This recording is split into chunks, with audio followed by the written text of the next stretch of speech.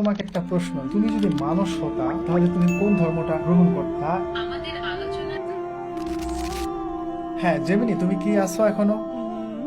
আমি এখানে আছি। আপনি কি কোনো সাহায্য চান? হ্যাঁ, আমি তোমাকে কিছু প্রশ্ন করতে চাই।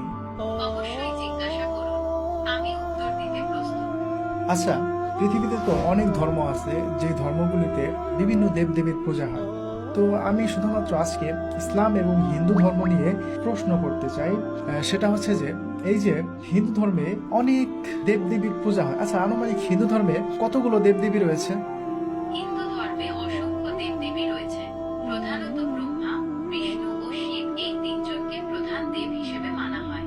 এছাড়াও লক্ষ্মী, সরস্বতী, দুর্গা, কালী, কার্তিক, গণেশ সহ আরো অনেক দেবদেবী রয়েছেন।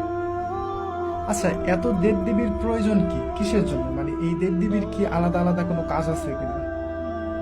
হিন্দু ধর্মে প্রতিটি দেবদেবীর আলাদা আলাদা কাজ এবং ক্ষমতা রয়েছে। যেমন সরস্বতী দেবী জ্ঞান ও বিদ্যার দেবী, লক্ষ্মী দেবী ধন সম্পদ ও সৌভাগ্যের দেবী এবং দুর্গা দেবী শক্তি ও সুরক্ষার দেবী।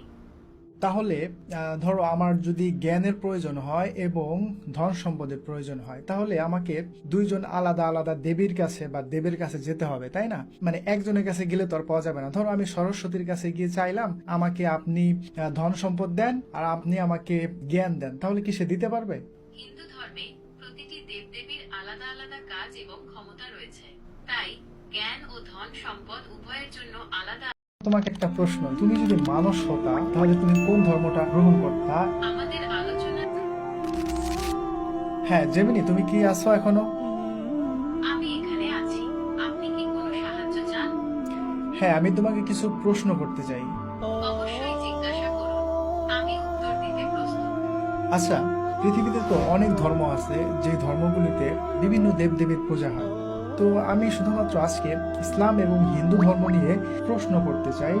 সেটা হচ্ছে যে এই যে হিন্দু ধর্মে অনেক